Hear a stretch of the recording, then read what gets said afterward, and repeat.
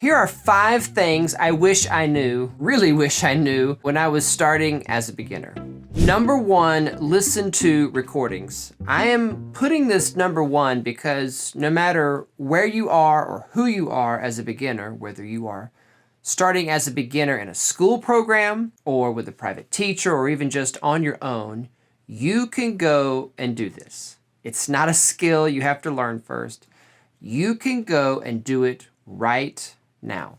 Well, watch the rest of this video first. It's really good stuff. But when you're done, or after you've watched all the videos I'm going to recommend to you, go and listen to the recordings of the pieces you are learning and going to be learning. Yes, listen for right now and listen ahead. We are living in the greatest time in the history of the earth for listening to recordings and watching supplemental resources like tutorials and performances. You are already here on the platform that provides it. Listen, listen, and listen some more.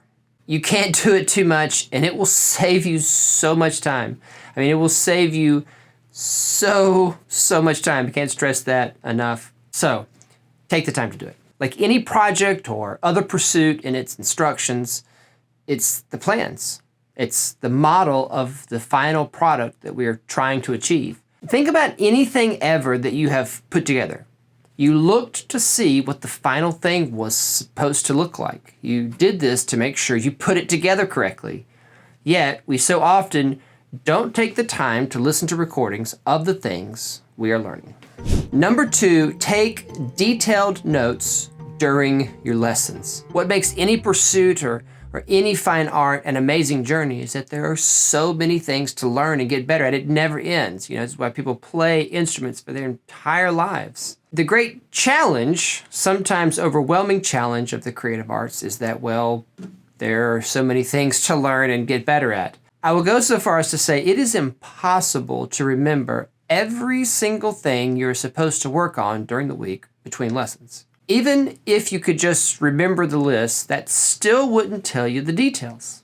For example, you might remember that you were supposed to work on your bow hold, but what exactly was it that you were supposed to improve about your bow hold?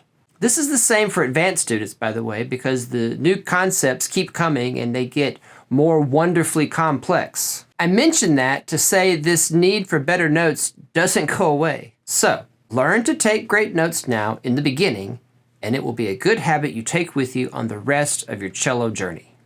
Number 3, make sure you have the correct size cello. What I see the most often when I see students with the wrong size instrument is students with instruments that are too big. Occasionally, I see a student with one too small, but it's rare. Everyone wants to play a bigger instrument because it seems better. There is nothing more frustrating, though, than being uncomfortable and not being able to perform the task at hand because you simply can't deal with the instrument. And certainly it is no fun if you are hurting or sore because the instrument is too big. Let's make sure that never happens. If you need help, I have a video on the channel all about sizing and making sure you choose the correct one. The best analogy I can give you is shoes. Sports and shoes. Most competitive sports, not all, but most require some kind of athletic shoe to participate fully and be competitive. You wouldn't dream of buying a pair that is too big. Why? It's obvious. You wouldn't be able to keep up. You would get hurt. You would end up wasting your time. You simply would not be able to play the sport you got the shoes for. It's the same with cello. If you're liking this and getting some good stuff out of it, please consider subscribing. And while you are down there in the comments, if your main sport doesn't require shoes, put that in the comments and I'll see what analogy I can come up with about cello sizing. Plus, it would be fun to know what sports you guys are doing out there. When I was a beginner, mine was baseball. Okay, moving on. Number 4, find a good teacher. This is so important at the beginning to make sure you get the best information and a good setup. It is so much easier to form good habits in the beginning and so terribly difficult to break bad ones later on. This is the number 1 reason students quit later on. They hit a wall of ability they just can't move past, and that wall is usually always created by some bad habit. You want someone who is going to be strict with you about the setup in the beginning. This is the job of your cello teacher. Kind, but strict. I use the word kindness in this section in the strict sense to describe someone who is going to be very honest and candid with you because they care about your progress.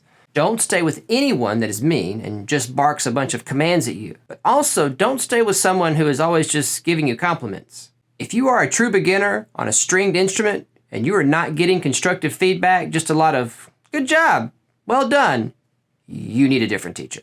And parents, if you're watching this, remember that kindness and standards of excellence are not mutually exclusive. You can find a teacher with both. I know it seems like we are shooting for the moon here, but I promise we are not. Just take the time to look around and take advantage of this opportunity to take several trial lessons with several different teachers. Like the cello itself, you're committing to this journey with this teacher and will be with them for a while, so make sure you choose well.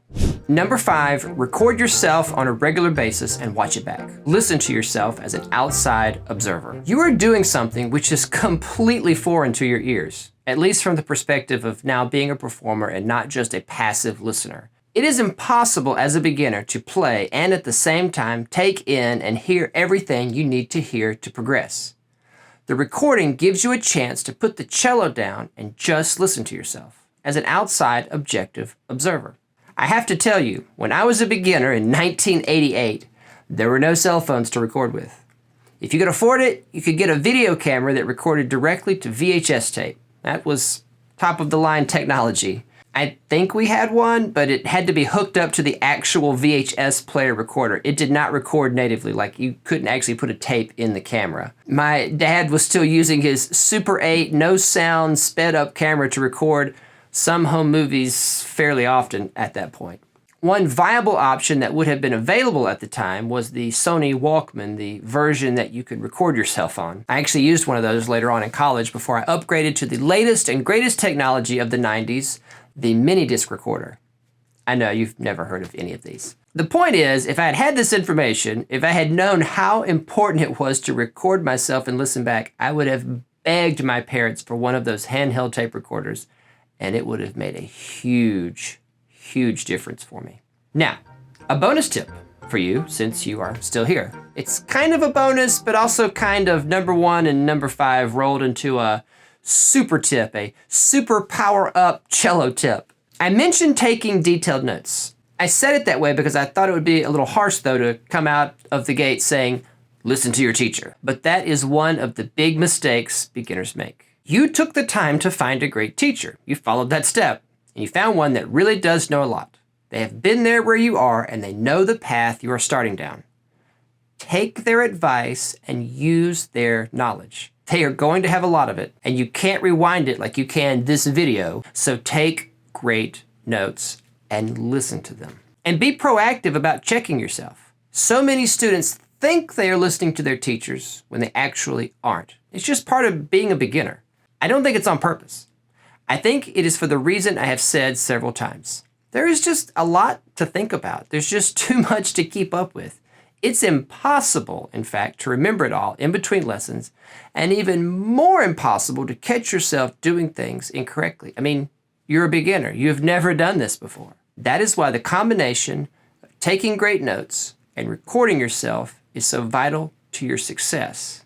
It means that you're continually checking yourself to see if you are actually doing what your teacher has asked you. You have to be there in the practice sessions, proactively checking. Did I do fill in the blank that my teacher asked me to do? Let me look at my notes. Let me make a recording of myself and check. Did I play through fill in the blank the way my teacher asked? Let me check my notes and record myself to double check. Yes, going back through your amazing, most excellent notes is going to take time. It is going to take time to record yourself and listen back. But these are investments of time that are going to pay you back tenfold in the time that you save. I guarantee it. In fact, I'll prove it to you. Think about not going back through your notes, of not checking, and taking 10 lessons.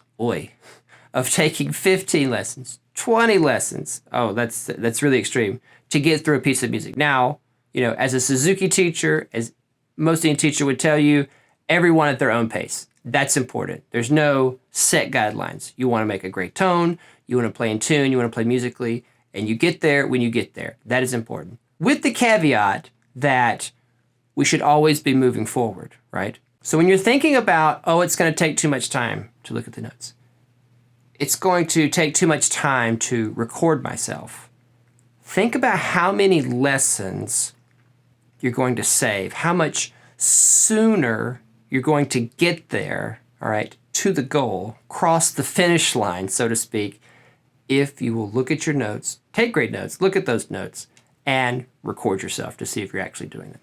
Now, if you do want some help on how to practice with your cell phone, I do have a video all about that, and you can check it out right here.